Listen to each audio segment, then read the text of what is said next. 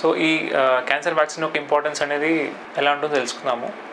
So ఈ cancer vaccine అనేది definitely ఒక బ్రేక్ త్రూ అని చెప్పుకోవచ్చు క్యాన్సర్ ట్రీట్మెంట్లో. ఎందుకంటే ఇది ఒక పర్సనలైజ్ థెరపీ, అంటే స్పెసిఫిక్ పేషెంట్ యొక్క క్యాన్సర్ టైప్ని తీసి ఎంఆర్ఐని తీసి ఇవ్వడం వల్ల ఆ స్పెసిఫిక్ క్యాన్సర్ కణాలన్నీ చనిపోతూ ఉంటాయి. ఆ రోగనిరోధక వ్యవస్థ అనేది ఎక్కువై వాటిని చంపుతూ ఉంటుంది. సో దీనివల్ల ఏమవుతుందంటే మిగతా నార్మల్ కణాలు అనేది చనిపోకుండా ఉంటాయి. అన్లైక్ కీమోథెరపీ ఏమవుతుందంటే నార్మల్ క్యాన్సర్ కణాలతో పాటు మిగతా కణాలు కూడా చనిపోతూ ఉంటాయి. వీటిలో సైడ్ ఎఫెక్ట్స్ అనేది ఎక్కువ చూస్తుంటాము. సో అలా కాకుండా ఇది ఒక కొత్త పర్సనలైజ్ థెరపీ అని చెప్పుకోవచ్చు.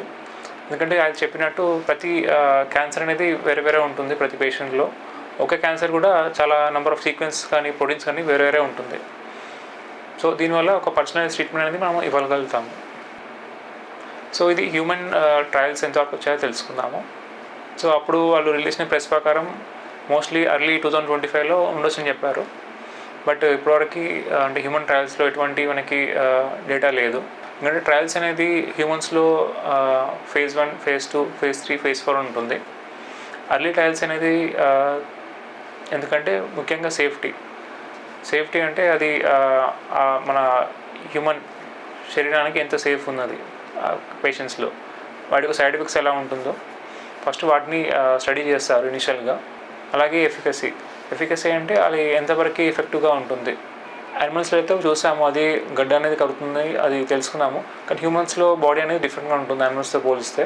సో ఎఫికసీ అనేది కూడా వాళ్ళు స్టడీ చేయాల్సి వస్తుంది. వీటిని తొలి దశ అంటారు, లైక్ ఎర్లీ ఫేజ్ ట్రయల్స్ అంటారు. సో ఇది అయ్యాక అప్పుడు నెంబర్ ఆఫ్ పేషెంట్స్ని ఎన్రోల్ చేయడం అని పెంచుతూ ఉంటారు. సో అలా phase 3కి వెళ్తుంది.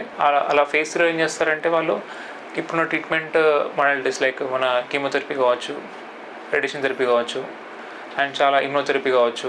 ఇలా ఇప్పుడు మనకి చాలా రకాల థెరపీస్ అనేవి అవైలబుల్ ఉన్నాయి మన ఉన్న కరెంట్ స్టేజ్లో.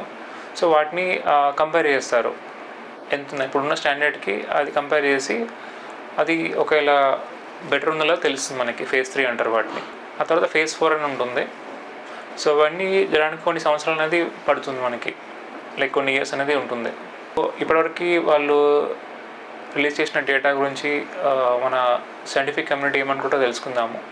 సో వాళ్ళు ఇప్పటివరకు ట్రయల్స్ చేసింది ఓన్లీ యానిమల్స్లో చేశారు, అండ్ హ్యూమన్స్లో అర్లీగా ఉందని చెప్పారు వాళ్ళు. కానీ మనకి ఎలాంటి లైక్ పబ్లిక్ డొమైన్లో డేటా అనేది ఇంకా తెలియదు మనకి, అండ్ వాళ్ళు ఎలా చేస్తారు డీటెయిల్స్ కూడా మనకి ఇంకా తెలియదు ప్రస్తుతానికి. సో అందుకే ఇది వ్యాక్సిన్ అనేది చాలా తొలి దశలో ఉంది. సో ఇవన్నీ ట్రయల్స్ మనకి నేను చెప్పినట్టు అది అయిపోయి బయటకు వచ్చేసరికి కొన్ని సంవత్సరాలు పడుతుంది. సో అది ట్రయల్స్ అయిపోయాక కూడా కొన్ని అథారిటీస్ ఉంటాయి మనకి, వాటిని రెగ్యులేటరీ అప్రూవల్స్ తీసుకోవాల్సి వస్తుంది.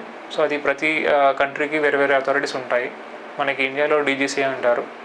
సో అలా ప్రతి కంట్రీకి వేరే వేరే అథారిటీస్ ఉంటాయి. వీళ్ళు కూడా ప్రతి ట్రీట్మెంట్ ఏదైతే కొత్త ట్రీట్మెంట్ ఉందో వాళ్ళని చాలా డెప్త్గా స్టడీ చేస్తారు. ట్రయల్స్ ఎలా చేశారు వాళ్ళు, సో ఎంతమంది పేషెంట్ తీసుకున్నారు, వాటి యొక్క సైడ్ ఎఫెక్ట్స్ ఎలా ఉంది, వాటి యొక్క ఎఫికసీ ఎలా ఉంది, ఇవన్నీ కూడా స్టడీ చేసి వాళ్ళు అప్పుడు అప్రూవల్ ఇస్తారు డ్రగ్కి. ఈ వీడియో నచ్చినట్టయితే you can like and share. అలాగే you can subscribe channel for any educational content, and also you can post the comments. Thank you.